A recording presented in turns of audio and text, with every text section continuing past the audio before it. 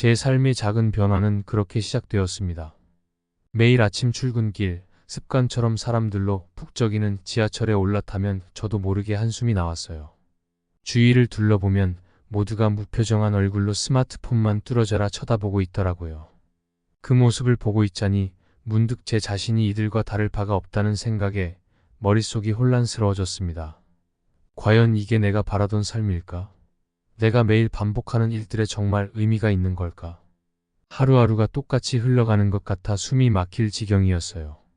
마치 컨베이어 벨트 위에 올라가 기계적으로 움직이는 부품 같달까요? 그렇게 허무함과 공허함 속에서 좌절감을 느끼던 어느 날, 문득 책장 한 귀퉁이에서 낡은 책 한 권이 눈에 들어왔습니다.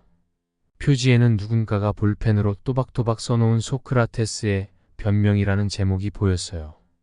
집에 있는 책들 대부분이 그렇듯 아마 대학 시절에 사둔 책인 것 같았죠.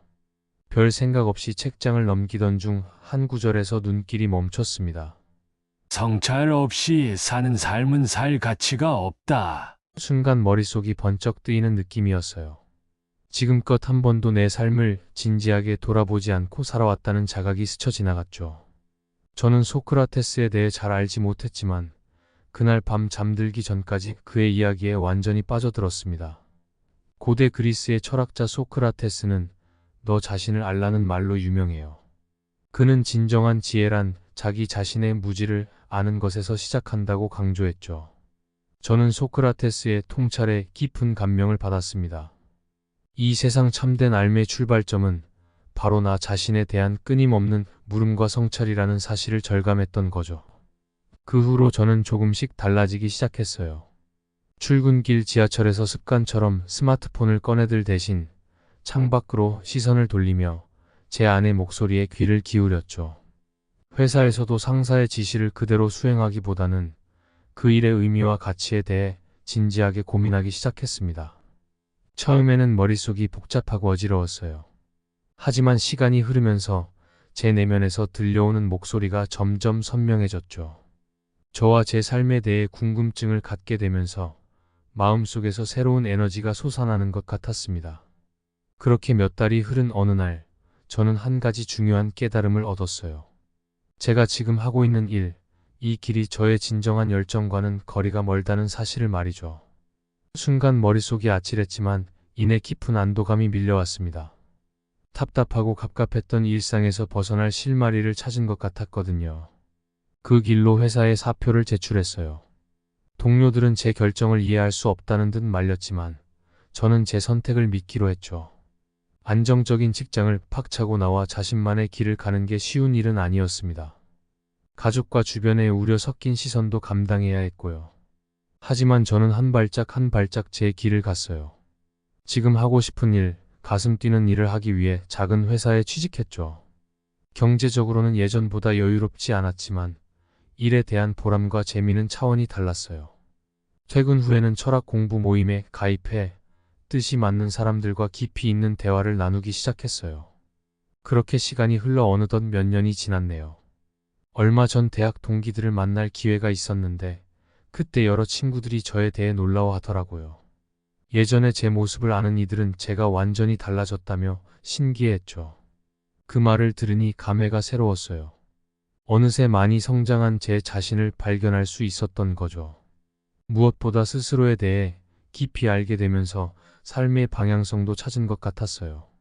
제가 진정으로 원하는 것이 무엇인지, 어떻게 살아가고 싶은지 조금씩 그려볼 수 있게 된 거죠. 물론 지금도 살면서 크고 작은 고민이 끊이질 않아요. 하지만 예전처럼 무기력하거나 방황하지는 않아요.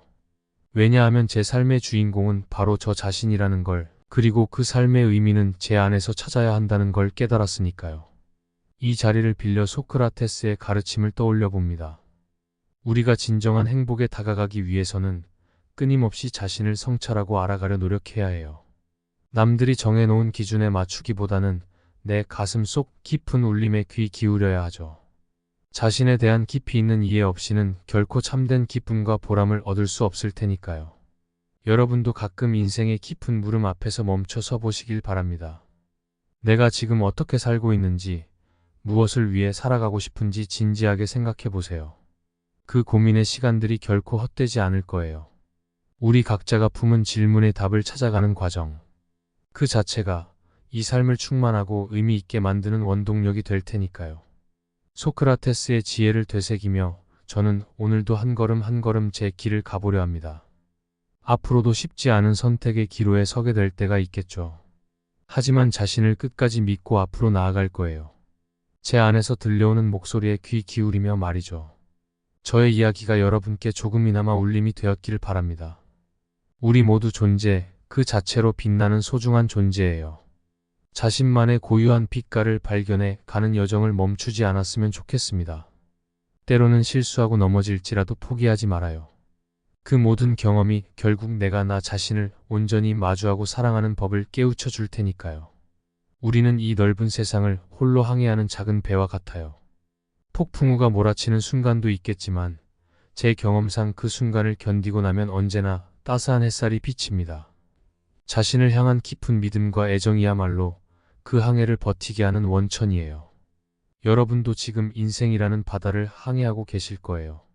저마다의 목적지를 향해 나아가는 그 길이 결코 평탄하지만은 않겠죠. 하지만 포기하지 마세요. 때로는 암초를 만나 좌초할지라도 자신에 대한 깊은 이해와 사랑이 있다면 어떤 역경도 이겨낼 수 있을 거예요. 우리 모두 내면의 나침반을 믿으며 힘차게 전진합시다. 여러분, 오늘 제 이야기를 끝까지 들어주셔서 정말 감사드립니다. 만약 제 항해기가 여러분의 마음에 조금이나마 울림을 주었다면 이 영상의 좋아요와 구독을 눌러주시면 정말 기쁠 거예요. 여러분의 응원이 있어야 저도 힘을 내서 계속해서 진솔한 이야기를 들려드릴 수 있으니까요. 그리고 꼭 댓글로 여러분의 항해 이야기도 들려주세요. 인생의 폭풍우를 만났을 때 어떻게 그 순간을 버텨내셨나요? 나침반을 잃어버린 것 같던 순간 어떻게 다시 희망의 빛을 발견하셨나요? 서로의 경험을 공유하고 응원하며 함께 성장해 나갈 수 있다고 믿습니다.